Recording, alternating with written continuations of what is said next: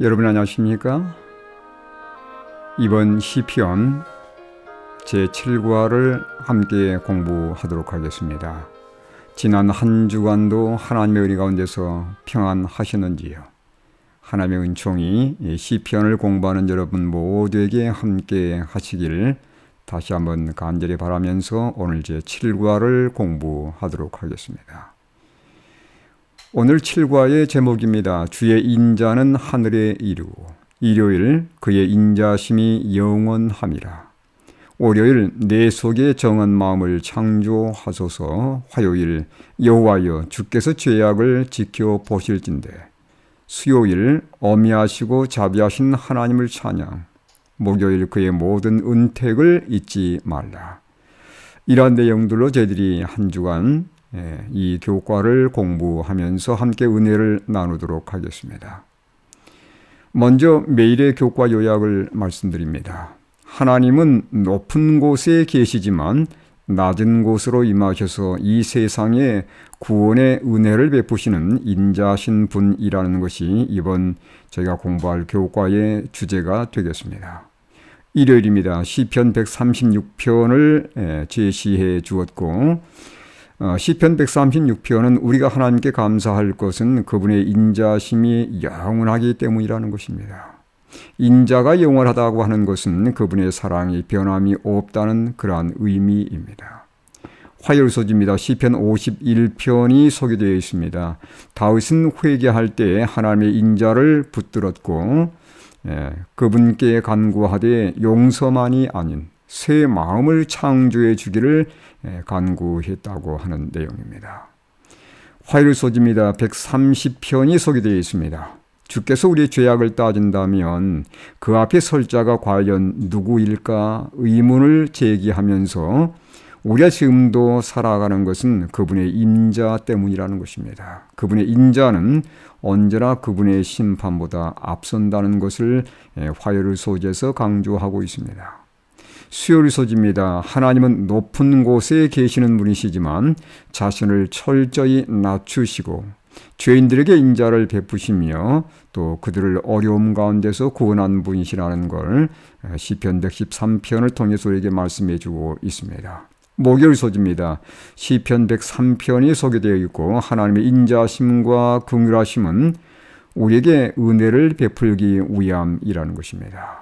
그래서 우리는 그분의 인자심과 긍휼하심의 은택을 받은 백성들로서 결코 그것을 잊지 말자는 내용이 목요일 소지의 내용이 되겠습니다.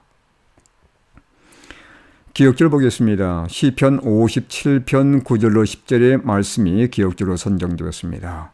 주여 내가 만민 중에서 주께 감사하오며 뭇 나라 중에서 주를 찬송하리이다. 무릇 주의 인자는 커서 하늘에 미치고 주의 진리는 궁창에 이르나이다. 여러분 시편 57편은 다윗이 사울을 피해서 굴에 숨어 있을 때 지은 시입니다. 도망자의 신세로 이 시를 지었는데 이 시의 표제를 보면 알다스엣에 맞춘 노래라고 이렇게 되어 있습니다. 알다스엣은 멸하지 마옵소서라는 뜻으로 시편 57편에서 59편까지 그리고 시편 75편이 알다스엣에 맞춘 노래들입니다. 비록 다윗은 도망자의 신세였지만 하나님의 구원을 확신한 가운데 하나님을 찬송했던 시가 바로 시편 57편이었습니다. 여러분 서론의 내용을 살펴보면 서론에는 하나님의 은혜가 자세히 묘사되어 있습니다. 여러분 은혜는 받을 만한 자격이 없는 사람에게 거저주는 것을 말합니다. 우리는 하나님으로부터 무엇을 거저받았습니까? 어쩌면 모든 것을 거저받은 그러한 사람들입니다. 하나님께서 우리에게 공기를 주셨고 물을 주셨고 곡식 등 그분이 주시지 않은 것은 아무것도 없습니다. 여러분 내가 공기를 만들 수 있는 게 아니잖아요. 모든 게 다 그분의 선물입니다. 특히 죄로부터의 구원을 선물로 받았고 영원한 생명을 거저 받았습니다. 따라서 모든 것이 은혜라고 할 수 있는 것입니다. 이 모두가 은혜임을 생각하게 되면 그분의 인자하심을 어찌 노래하지 않을 수 있겠습니까? 시편의 여러 노래들이 바로 이런 은혜를 깨달은 마음에서 나온 감사와 찬양의 노래들인 것을 여러분 기억하시면서 오늘 교과의 내용들을 자세히 살펴보도록 하겠습니다. 먼저 토의해 보겠습니다. 살면서 누군가로부터 은혜의 큰 빚을 졌다고 생각되는 그런 분들이 있는지요? 받은 은혜는 어떤 것들이었는지 함께 토의해 보시기 바랍니다. 일요일 소지입니다. 그의 인자심이 영원함이라. 여러분 여기에서 시편 136편이 소개되어 있습니다. 이 시편 136편은 하나님의 인자심에 대한 감사의 시입니다. 감사라 그의 인자심이 영원함이로다 라는 말씀이 시편 136편에 26번 반복되어 있는데 여러분 여호와께 감사하라로 시작해서 감사하라로 끝나는 찬미가 바로 이 시편 136편입니다. 여러분 우리가 1년을 되돌아보면서 하나님께 감사할 것이 얼마나 많은지요. 우리는 그때마다 이 시편을 기억하면서 하나님께 찬송을 돌리는 것은 하나님이 베푸신 은혜에 대한 우리의 마땅한 자세라고 생각이 됩니다. 여호와께 감사하라. 그는 선하심이여 그의 인자심이 영원함이로다. 이 말씀은 역대상 16장 34절에 소개되어 있는 말씀인데 우린 평소에 다윗이 이러한 찬미를 많이 불렀음을 알 수 있습니다. 역대상에 있는 이 말씀은 다윗이 법궤를 오벳 에돔의 집에서 예루살렘으로 옮길 때 찬양대와 함께 불렀던 찬양입니다. 여기서 인자가 언급되어 있는데 이 인자라는 표현은 히브리 말로 헤세드입니다. 어떤 뜻이냐면 하나님의 사랑이란 뜻이에요. 인자심이 영원하다는 표현은 하나님의 사랑은 결코 변함이 없으며 따라서 그분이 변함이 없는 분이시기에 이스라엘과 맺은 언약도 틀림없이 이행하시는 그러한 분이심을 강조하고 있는 그러한 표현들입니다. 여러분 하나님의 사랑은 변함이 없다는 것을 기억하면서 우리 하나님께 감사의 찬양을 마땅히 돌려야 되겠습니다.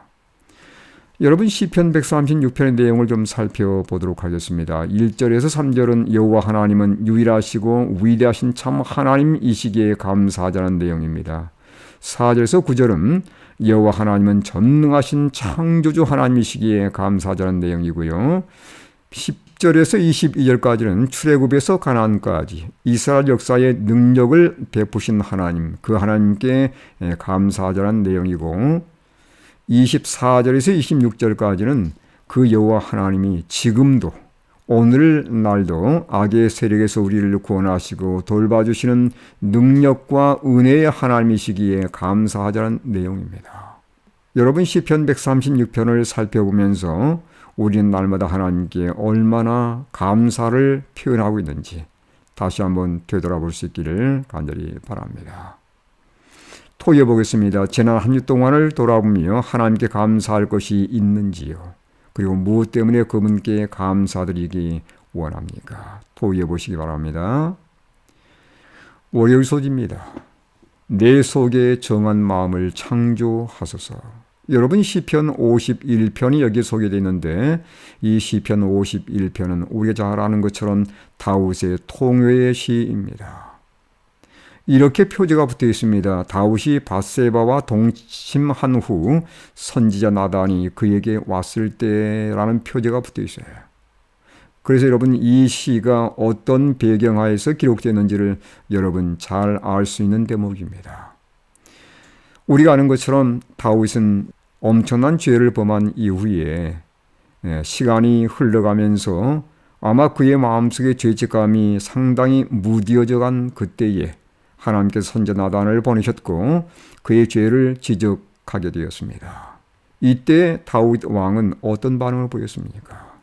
그는 왕이었기 때문에 얼마든지 이 선지자를 제거할 수도 있었습니다. 그리고 영원히 자신의 죄를 묻어버릴 수 있는 그러한 위치에 있는 사람이었습니다.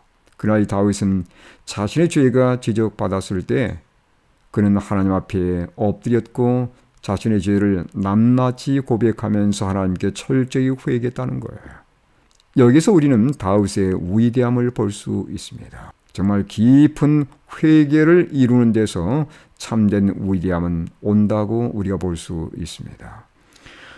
여러분, 다윗은 하나님께 기도하면서 가장 먼저 하나님의 인자, 그분의 사랑을 붙들었습니다. 시편 51편 1절과 2절의 말씀입니다. 하나님이여, 주의 인자를 따라 내게 은혜를 베푸시며 주의 많은 긍휼을 따라 내 죄악을 지워 주소서. 나의 죄악을 맑게 씻으시며 나의 죄를 깨끗이 제하소서. 여러분, 그는 자신의 모든 죄를 하나님께 고백하면서 가장 먼저 그는 하나님의 사랑을 붙들었다는 사실이에요. 여러분, 사랑을 만날 때의 회개는 이루어지는 것입니다. 여러분, 이솝 우화 가운데서 해와 바람이 나그네 옷 벗기기를 했습니다. 누가 나그네의 옷을 벗길 수 있었습니까? 여러분, 바람이 먼저 세차게 불었지만 나그네는 옷을 결코 벗지 않았습니다. 오히려 더 감쌌습니다. 그런데 해가 따스하게 비치자 이 나그네는 스스로 옷을 벗었습니다. 여러분, 그래서 다윗도 자신의 죄를 진실로 회개하기 위해서 하나님의 인자하심, 그분의 사랑을 먼저 언급한 것이에요. 여러분, 죄는 분리의 특성이 있어요. 시편 51편 7절의 말씀입니다. 우슬초로 나를 정결하게 하소서. 내가 정하리이다. 나의 죄를 씻어주소서. 내가 눈보다 희리다. 여러분, 우슬초는 언제 사용되겠습니까? 구약 성경에서 나병 환자의 정결 의식에 우슬초가 사용이 되었어요. 다윗은 자신의 죄가 이 나병과 똑같다는 것을 그는 인정했습니다. 여러분, 나병 환자는 우리가 아는 것처럼 가족과 사회로부터서 격리될 수밖에 없었어요. 다윗은 자신의 죄 때문에 하나님으로부터 분리됐다는 사실을 그는 분명히 인정했습니다. 그러면서 자신의 죄를 진실로 회개하며 자신이 하나님에게서 분리되지 말기를 하나님께 간구한 내용을 시편 51편 11절에서 찾아볼 수 있습니다. 나를 주 앞에서 쫓아내지 마시며 주의 성령을 내게서 거두지 마소서. 그는 진실로 자신의 회개를 통해서 하나님과 분리됐던 관계가 다시 메꿔지고 회복되기를 간절히 바랬음을 볼 수 있습니다. 여러분, 결코 다윗은 용서만을 구하지 않았습니다. 그가 진정으로 갈망했던 것은 새 마음, 즉 변화된 마음이었습니다. 51편 10절의 말씀을 보겠습니다. 하나님이여, 내 속에 정한 마음을 창조하시고 내 안에 정직한 영을 새롭게 하소서. 그가 구한 것은 정한 마음이었어요. 여러분, 이 창조란 단어는 히브리 말로 바라입니다. 어떤 의미냐면 무에서 유를 창조할 때 쓰여지는 단어예요. 이건 하나님의 창조에만 쓰여지는 단어입니다. 다윗이 간구했던 그 새 마음은 누구만이 창조 가능할까요? 이건 하나님만이 창조 가능한 사실을 다윗은 분명히 알고 있었습니다. 여러분, 하나님께서는 우리의 죄를 용서하실 때 이건 무죄 선언 이상의 의미가 포함이 되어 있어요. 그것은 새 마음과 함께 죄를 이기는 능력까지 포함되어 있는 것입니다. 다윗이 간구한 것은 바로 새 마음과 이 심령의 변화였어요. 다시 말하면 죄를 반복하지 않겠다는 의미가 이 간구 속에 포함이 되어 있는 것입니다. 여러분, 죄인이 상하고 통회하는 마음으로 하나님께 나아갈 때 하나님은 반드시 그들을 받으셔서 의롭다고 선언하실 뿐만 아니라 또한 실제로 의롭게 해 주신다는 것을 기억하시기 바랍니다. 여러분, 다윗은 자신의 통회시를 자신만이 간직하지 않았습니다. 자신의 죄를 공개하는 것, 이 얼마나 창피스러운 일입니까? 부자 선지자 725쪽의 말씀입니다. 이스라엘 왕은 성가로 그의 백성의 공중 회집에서 궁궐 앞에서 제상들과 재판관들과 방백들과 무사들로 이 노래를 부르게 하여 먼 후세대까지 자기의 타락에 대한 지식을 보존하도록 했다. 이스라엘 왕은 자기의 범죄와 회개와 하나님의 은혜를 통한 용서에 대한 자기의 희망을 자세히 말했다. 그는 자기 죄악을 감추려고 노력하는 대신에 다른 사람들이 그의 타락의 슬픈 역사로 교훈을 받을 수 있기를 갈망하였다. 여러분, 이 말씀을 자세히 살펴보시기 바랍니다. 그리고서 여러분 함께 토의해 보도록 하겠습니다. 다윗이 죄를 지은 후 자신이 회개한 시편 51편을 공개적으로 노래 부르게 한 이유는 무엇일까요? 여러분 한번 토의해 보시기 바랍니다.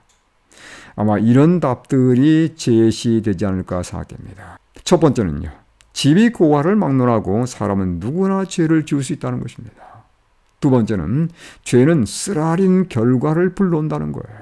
여러분 다윗도 이 범죄의 결과로 그의 아들이 죽는 그러한 쓰라린 결과를 맛보게 되었습니다. 그런데 누구나 진실로 회개하면 하나님은 기꺼이 그들의 죄를 용서하신다는 거예요. 그 죄가 아무리 흉악한 죄일지라도 하나님께서 용서하지 못하실 죄는 결코 없는 것입니다.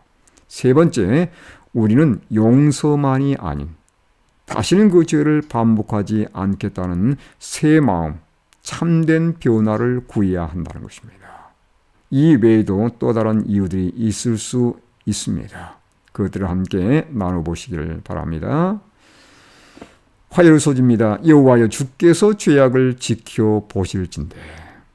여러분 하나님께서 만약 낱낱이 우리의 죄과를 따진다면 과연 그 앞에 설 자가 누구이겠습니까? 시편 130편 3절의 말씀입니다. 여호와여 주께서 죄악을 지켜보실진대 주여 누가 서리이까? 여러분 우리가 아는 것처럼 하늘에 세 종류의 책이 있다고 알고 있습니다. 첫 번째는 모든 믿는 사람들의 이름이 기록되어 있는 생명책이고 두 번째는 선한 말과 행실이 기록되어 있는 기록책입니다. 그리고 세 번째는 모든 죄에 대한 기록이 담겨져 있는 기록책입니다. 죄책이라고도 합니다. 선한 행실이 기록된 기록책보다도 죄된 기록이 더 많이 기록되어 있지 않을까요? 만약 하나님께서 선과 악의 기록의 양을 따져서 판단한다면 아마 우리 모든 생명체에서 우리 이름들이 다 제거되어야 할 것입니다. 우리는 그런 죄인들입니다. 그래서 여기 시인이 무엇을 먼저 끄집어내는지를 자세히 보시기 바랍니다. 시편 130편 4절의 말씀입니다. 그러나 사유하심이 주께 있으면 주를 경외하게 하심이니이다. 여러분 하나님은 심판하시기 전에 우리의 죄를 따지기 전에 먼저 그분의 사랑으로 우리에게 다가오시는 분이세요. 그리고 사랑을 통해서 우리가 진실로 죄를 깨닫고 회개하기를 바라시는 그런 하나님이시라는 것을 우리가 결코 잊지 말아야 되겠습니다. 89편 14절도 보시면 의와 공의가 주의 보좌에 귀처라 인자함과 진실함이 주 앞에 있나이다. 여러분 이 말씀은 무슨 말씀입니까? 하나님은 우리 인생들을 심판하기 전에 판단하시기 전에 우리 죄를 따지기 전에 먼저 그분의 사랑으로 우리의 모든 죄를 용서하기 원하시는 그러한 분이라는 사실이에요. 그 사랑을 붙드는 자들 가운데서는 결코 멸망하는 사람들이 없을 것입니다. 시는 계속해서 이렇게 노래합니다. 5절 6절의 말씀입니다. 나 곧 내 영혼은 여호와를 기다리며 나는 주의 말씀을 바라는도다. 파수꾼이 아침을 기다림보다 내 영혼이 주를 더 기다리나니 참으로 파수꾼이 아침을 기다림보다 더하도다. 여러분 사랑의 하나님께서 이 자신의 삶에 개입하셔서 자신의 삶을 진실로 돕고 그에게 새로운 마음을 주시며 그의 영혼을 회복시켜 주실 것을 기다리는 그러한 간구의 내용입니다. 여러분 그의 기다림은 결코 막연한 기다림이 아닙니다. 하나님의 말씀 즉 약속에 근거한 기다림이라는 거예요. 여기 분명히 노래하지 않습니까? 나 곧 내 영혼은 여호와를 기다리며 나는 주의 말씀을 바라는도다. 그렇습니다. 그는 말씀의 근거에서 하나님을 기다리고 있는 것입니다. 그가 하나님을 얼마나 간절히 기다리는지 파수꾼이 아침이 오기를 기다리는 것보다 더 간절히 기다리고 있다고 그는 이 시 가운데 표현하고 있습니다. 여러분 이어서 7절과 8절의 말씀 보면 시인은 자신의 회복만을 위해서 기도하지 않았습니다. 그는 교회 공동체의 회복을 위해서 간절히 하나님께 기도했습니다. 왜냐하면 개인의 영적인 유익과 공동체의 영적 유익이 연관되어 있기 때문에 그렇습니다. 이스라엘아, 여호와를 바랄지어다.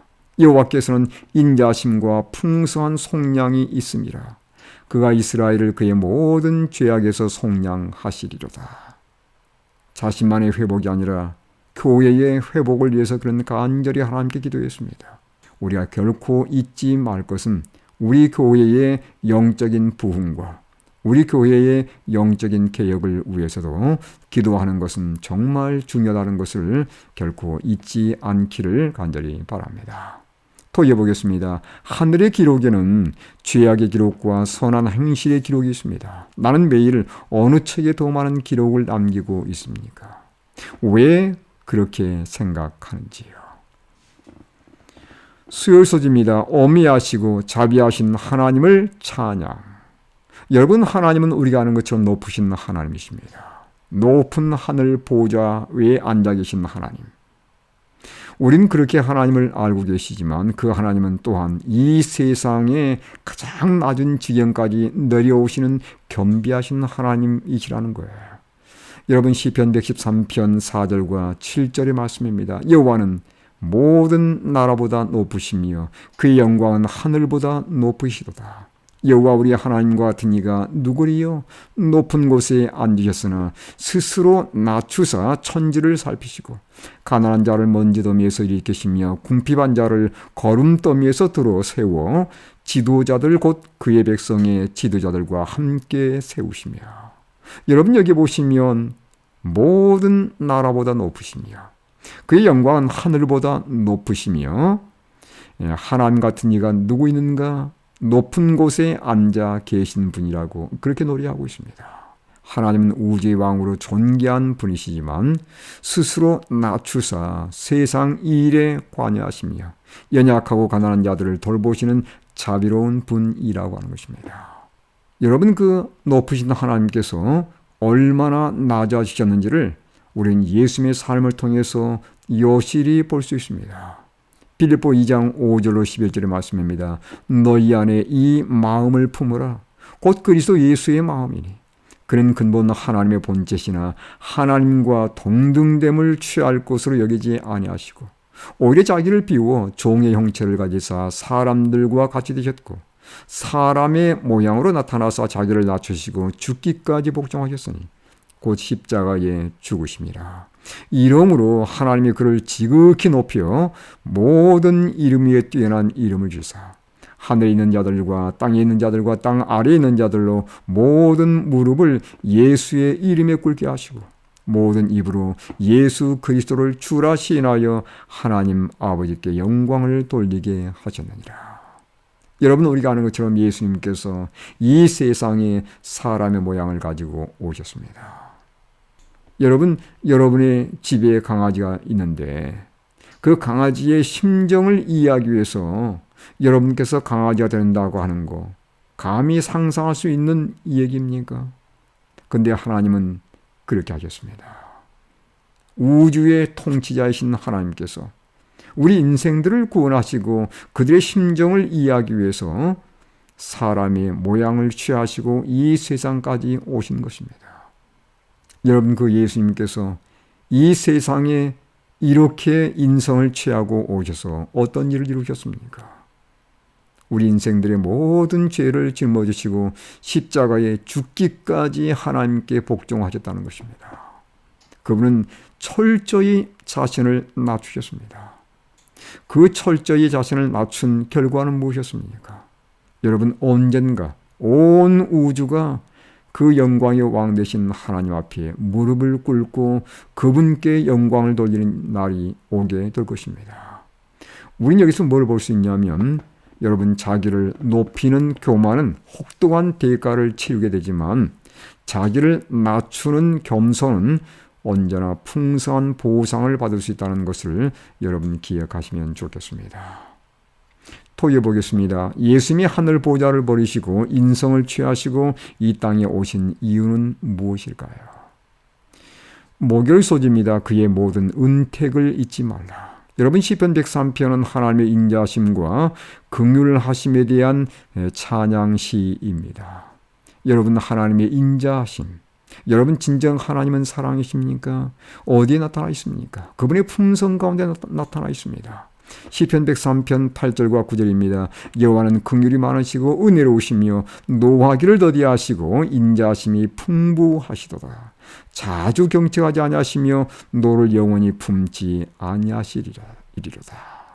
여러분 하나님은 인자하신 분이십니다. 그분은 사랑의 하나님이십니다. 그분의 품성 가운데서 우리는 이 놀라운 그 사실을 발견할 수 있게 됩니다. 뿐만 아니라 그분의 인자하심, 그분의 사랑은 어디에 나타나 있는가? 그분의 용서의 은혜와 그분께서 우리 인간을 구원하시는 행위에 나타나 있다는 것입니다. 시편 103편 3절과 4절의 말씀입니다. 그가 내 모든 죄악을 사하시며 내 모든 병을 고치시며 내 생명을 파멸에서 속량하시고 인자와 긍휼로 관을 씌우시며. 여러분, 우리가 구원받은 것은 전적으로 하나님의 사랑 때문입니다. 시편 103편 12절의 말씀입니다. 동이 서에서 먼 것 같이 우리 죄가를 우리에서 멀리 옮기셨으며. 여러분, 하나님은 동과 서가 결코 만날 수 없는 것처럼 그분의 사랑으로 우리의 죄가를 우리에게서 떼어서 멀리 옮겨 버리셨다고 말씀합니다.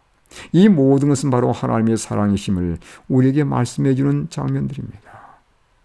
여러분, 하나님의 긍휼하심, 다시 말하면 그분의 불쌍히 여기는 마음도 그분의 품성 중에 하나입니다. 시편 103편 13절 14절의 말씀입니다.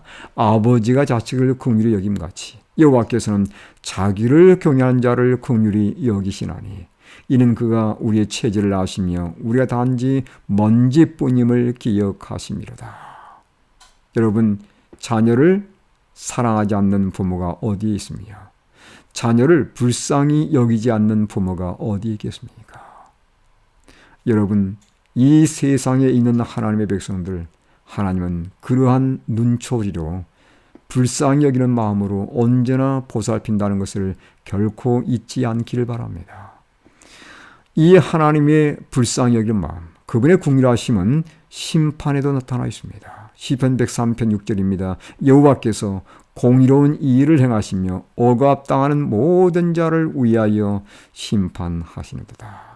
하나님께서는 당신의 백성들을 진실로 불쌍히 여기시며 그들의 모든 억울한 사정을 아시고 선악간에 심판한다는 것을 여러분 결코 잊지 않기를 바랍니다. 여러분, 하나님의 인자심과 긍휼은 결코 일시적이 아닙니다. 영원한 하나님의 특성임을 기억하시길 바랍니다. 여러분, 시편 103편 11절입니다. 그를 경외하는 자에게 그의 인자심이 크심이로다. 13절, 자기를 경외하는 자를 긍휼히 여기시나니. 17절입니다. 여호와의 인자하심은 자기를 경외하는 자에게 영원부터 영원까지 이르고.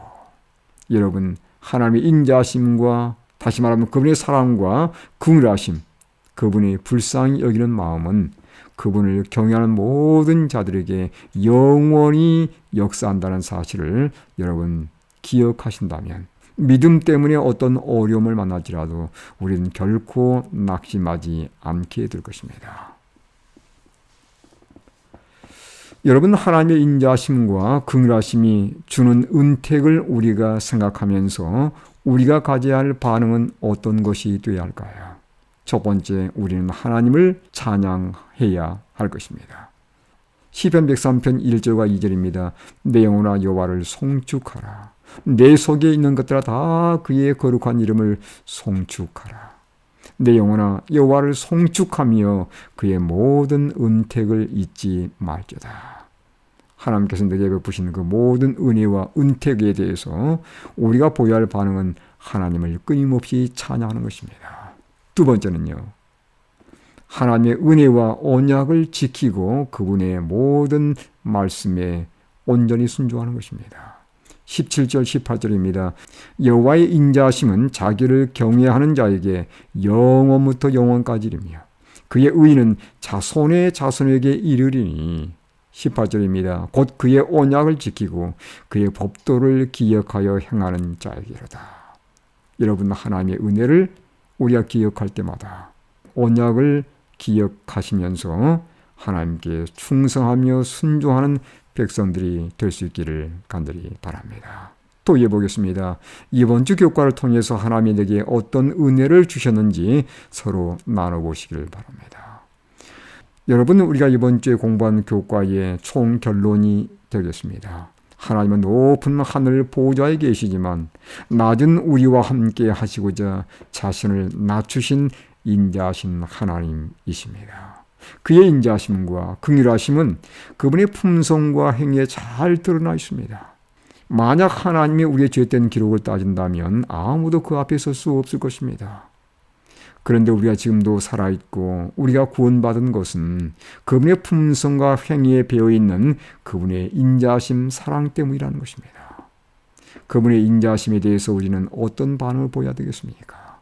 마땅히 하나님의 은혜에 감사하며 그분을 찬양하며 그분의 언약에 충성하는 백성들이 되어야 되지 않겠습니까? 이번 다가오는 한 주간도 이 하나님 말씀을 유의하면서 하나님께 온전히 영광 돌리는 우리 모든 믿음의 가족들 되기를 바라면서 오늘 말씀을 마치도록 하겠습니다. 감사합니다.